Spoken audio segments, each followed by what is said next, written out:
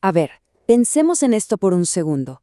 ¿Qué tal si les digo que el edificio de una fe que ha moldeado nuestra civilización pudo tener cimientos completamente distintos? ¿Y si la Biblia, ese texto que parece tan fijo, tan eterno, en realidad fue al principio un campo de batalla? Porque sí, existió un intento, y uno muy serio, de literalmente amputar partes clave de lo que hoy es el Nuevo Testamento. Y no por un capricho, sino en nombre de la lógica. Vamos a meternos de lleno en esta encrucijada fascinante de la historia. Lo que vemos aquí es, en esencia, el fantasma de un conflicto intelectual que casi nadie recuerda, pero cuyas consecuencias, son monumentales. Esta es la historia de una lucha entre dos maneras de ver el mundo, la razón pura y dura contra el misterio divino. Una verdadera batalla de ideas que se libró allá por el siglo II, una época de una efervescencia intelectual increíble y que terminó dibujando el mapa del cristianismo para los siguientes 2000 años. Y aquí está la gran pregunta, el centro de todo esto. Y ojo, no es una pregunta al aire. En el siglo II, la idea de un canon cerrado, o sea, una lista oficial de libros sagrados, simplemente no existía. Era una época mucho más fluida. Distintas comunidades leían y veneraban textos muy diferentes. Así que la respuesta a esa pregunta pudo haber sido, y esto es lo increíble, un rotundo sí. El resultado de esta pelea no solo definió qué libros se iban a leer, sino a qué clase de Dios se le iba a rezar. Bueno, para entender la magnitud de lo que estaba en juego, tenemos que conocer a los protagonistas de este drama. Y no eran los malos de la película. Eran pensadores muy rigurosos con una perspectiva súper provocadora y un nombre, que de hecho les pusieron sus rivales todavía más desafiante, los Aloji. Ellos fueron los que propusieron esta idea de una Biblia editada, una Biblia amputada para que todo tuviera más sentido. Su nombre es, de hecho, una genialidad de sus detractores. Es un juego de palabras increíble. Aloji, en griego, puede significar sin el logos, o sea que rechazaban la doctrina del verbo, pero también puede querer decir irracionales o sin lógica. Imagínense, es una etiqueta polémica, que los acusa de ser justo lo que ellos querían evitar, ilógicos.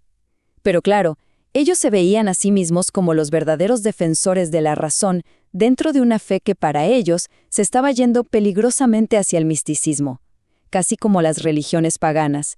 Y con esto llegamos al corazón del asunto, al núcleo filosófico de todo el conflicto. ¿Qué era exactamente este concepto del logos que a los alojis les parecía tan, pero tan problemático como para proponer una cirugía mayor a las escrituras? Bueno, la respuesta está justo donde se cruzan el pensamiento griego y la teología cristiana más primitiva.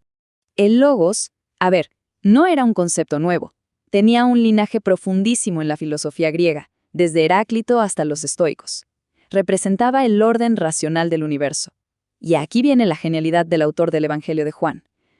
Toma este concepto tan respetado en el mundo griego y lo identifica con Jesús. De repente, Cristo ya no es solo un maestro de Galilea, sino que es la razón misma de Dios, la palabra eterna que existía antes que el tiempo, y por la cual todo se creó. Es una afirmación teológica y filosófica de una audacia que te vuela la cabeza. Aquí es donde vemos el choque de trenes, ¿no? Dos paradigmas que no podían coexistir. Para los aulogi, la lógica era clara. Dios es uno, indivisible, trascendente. Punto. La idea de que una parte de Dios, el logos, se pudiera hacer carne, caminar por ahí, comer y después morir, les parecía una contradicción total, un absurdo que contaminaba la idea misma de Dios. En la otra esquina, la teología mística, sobre todo la de Juan, no veía una contradicción, veía una paradoja divina, un misterio que no había que resolver con la lógica humana, sino que había que aceptar con la fe. Y lo más increíble es que el análisis de los alogi fue quirúrgico, súper preciso. Identificaron perfectamente los dos textos donde esta teología del logos y todo su misticismo eran más evidentes. Y ¡pum!, propusieron eliminarlos. Primero, el Evangelio de Juan, que arranca con la famosa declaración, en el principio era el logos. Y segundo, el Apocalipsis, que no solo presenta a un Cristo súper elevado, sino que además validaba profecías y visiones medio caóticas que a los alogi les parecían un desorden total para la Iglesia. Miren, es clave entender esto. No fue un simple debate académico. Para nada.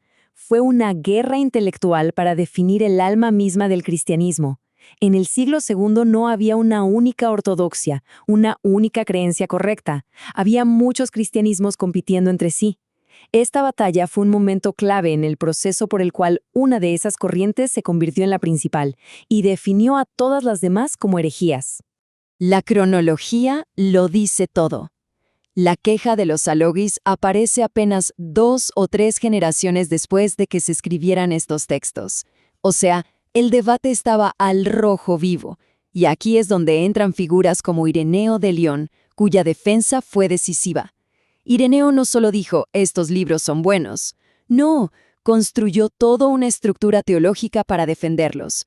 Llegó a argumentar, por ejemplo, que tenía que haber exactamente 4 evangelios, ni más ni menos, igual que hay 4 puntos cardinales, creando una justificación casi cósmica para el canon que estaban haciendo.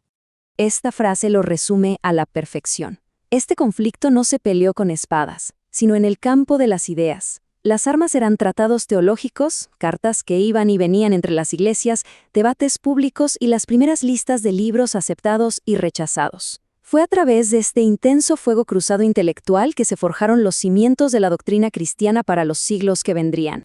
Y entonces, ¿en qué quedó todo? ¿Quién ganó?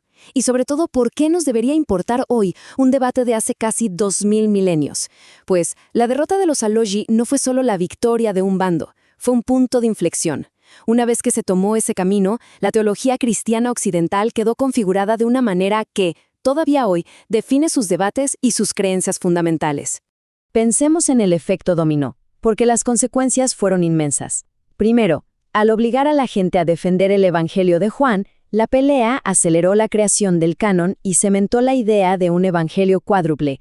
Segundo, la victoria del Logos como idea central para entender a Cristo se convirtió en el pilar sobre el que se construirían todos los grandes credos. Sin el Logos de Juan, lo que se discutió en el Concilio de Nicea en el siglo IV sería impensable. Y tercero, y quizá lo más heavy, este conflicto ayudó a crear las mismas categorías de ortodoxia y herejía. Al ponerle la etiqueta de aloshi a un grupo, se creó un modelo para definir quién estaba dentro y quién fuera de la comunidad.